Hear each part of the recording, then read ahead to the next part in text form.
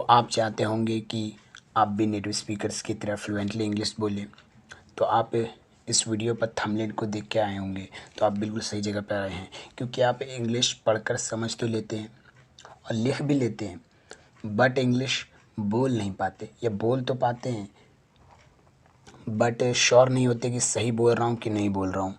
कि जैसे कि मैं बोलना चाहता हूँ मैं ये काम कर सकता हूँ और मैं बोल रहा हूँ आई विल डू, तो ये समझ में नहीं आता है कि हम सही बोल रहे कि नहीं। तो आप बिल्कुल राइट प्लेटफॉर्म पर आए हैं। So welcome to this Edustep learn and don't delay the time. So let's get started.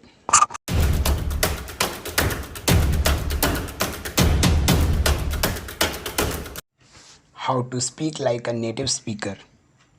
Native speakers की तरह इंग्लिश फ्लुएंटली कैसे बोलें। तो स्पीकर्स कैसे बोलते हैं। स्पीकर्स हमेशा याद रखना कि हर लैंग्वेज में जो स्पीकर्स होते हैं वो 3 वे में इंग्लिश बोलते हैं, या कोई भी लैंग्वेज हो, फ्रेंच हो, इटालियन हो, हिंदी हो, कोई सी भी लैंग्वेज हो, वो 3 वे में बोली जाती है। वो 3 वे कौन सी है? पहला वे है नेटिव स्पीकर्स। नेटिव स्पीकर्स कौन? जिनकी नेटिव लैंग्वेज मदर टंग ही है वो लैंग्वेज।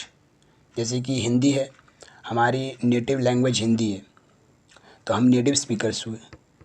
वैसे इंग्लिश जो हैं, जो इंग्लिश जानते हैं उनका नेटिव लैंग्वेज वो नेटिव स्पीकर्स हुए, तो उनकी वो मदर टंग ही है इंग्लिश, तो वो मदर नेटिव लैंग्वेज है, तो वो इंग्लिश वैसे ही बोलते हैं। सब लैंग्वेज फिर फ्रेंच, इटालियन ऐसे ही सब आते हैं, तो वो नेटिव स्पीकर्स होते हैं। और जो एटमॉस्फेरिक स्पीकर्स होते हैं, मतलब एक ऐसा स्पीकर जिसके आसपास जो भी एटमॉस्फेयर एनवायरनमेंट है इंग्लिश है।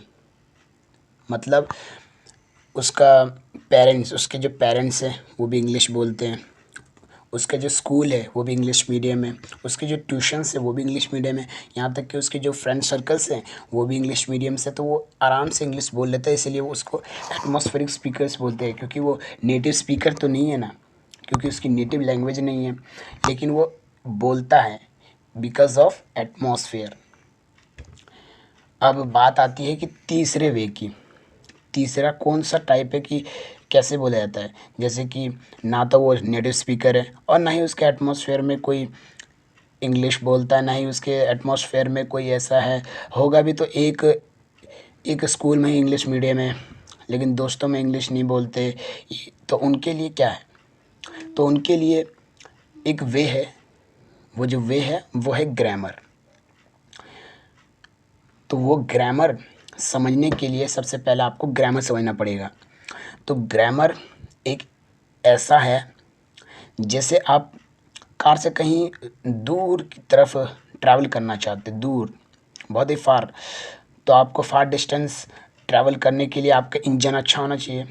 तो वैसे ही अगर आप बेस्ट स्पीकर बनना चाहते हैं, नेटिव स्पीकर की तरफ बोलना चाहते हैं फ्लुएंटली इंग्लिश, तो आपको जैसे कार में इंजन लगाते हैं तो कार बिल्कुल स्पीड बिल्कुल फ्लुएंटली चलती है, तो वैसे ही आपको ग्रामर ऐसे करनी है ताकि आप नेटिव स्पीकर्स की तरफ फ्लुएंटली इंग्लिश बोलें। तो आप अगर आपका इंजन सही नहीं होगा तो आप कहीं ना कहीं आपका कार रुक ही जाएगा। लेकिन वैसे ही अगर आपकी ग्रामर अच्छी नहीं होगी तो आप नेटिव स्पीकर्स बन नहीं पाएंगे। आप थोड़ा बोल ही लेंगे, लेकिन नेटिव स्पीकर्स की तरफ फ्लुएंटली नहीं बोल पाएंगे, जो आप चाह रहे हैं कि फ्लुएंटली बोलें। तो ग्रामर्स का आप समझने के लिए, तो ग्रामर्स में आपको 5 पार्ट्स मिलेंगे। तो उसके टाइप्स है 5 पार्ट्स। पहला है पार्ट्स ऑफ स्पीच। तो आपको सबसे पहले पार्ट्स ऑफ स्पीच पढ़ना है, फिर मोडाल्स, फिर टेंसेस पढ़ना है, फिर वॉइस पढ़ना है, फिर वोकैबलरी।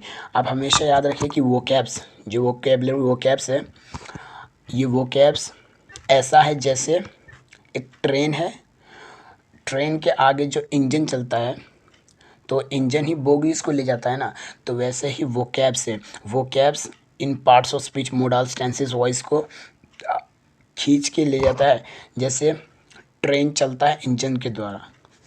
तो अगर इंजन नहीं होगा तो वो आगे बढ़ ही नहीं सकते। तो ये वोकैब्स इसमें बहुत ही मैटर करती है, डस है, बहुत ज़्यादा मैटर करती है। तो आपको वोकैब्स बिल्कुल अच्छे तरीके से याद होनी चाहिए। अगर वोकैब्स आप नहीं करेंगे तो आप इंग्लिश बोल ही नहीं सकते। यस, आप बिल्कुल नहीं बोल सकते इंग्लिश। तो आपको इंग्लिश बोलने के लिए सबसे पहले आपको वोकैब्स पे भी काम करना पड़ेगा। तो वोकैब्स याद करना पड़ेगा। तो वोकैब्स आपको कहाँ मिलेंगी? तो आपको कहीं जाने की ज़रूरत नहीं है। मेरे ही चैनल पे यूट्यूब शॉर्ट्स में ही वोकैब्स हैं जिन्हें आप याद कर सकते हैं। और भी वोकैब्स में इंस्टाग्राम और फेसबुक पेज पे डालता रहता हूँ, तो उनके लिंक आपको डिस्क्रिप्शन में मिल जाएंगे, आप उसे देख सकते हैं। और जो ये parts of speech, models, tenses, voice हैं, मैं इनके ऊपर सीरीज़ बाय सीरीज़ वीडियोस बनाता रहूँगा। और आप अगर इस चैनल पे न्यू हैं तो इसको सब्सक्राइब कर ले और अपने फ्रेंड्स सर्कल्स में इसे शेयर कर ले, ताकि जो इंग्लिश सीखना चाहते हैं वो भी सीख सकें, ताकि आप भी सीखें और आपके दोस्त भी सीखें। और आपको अच्छी लगे वीडियो तो लाइक ज़रूर कर दें। कमेंट में ज़रूर ये लिखें कि आपकी ये वीडियो कैसी लगी। और नेक्स्ट सीरीज़ के लिए गेट बी रेडी।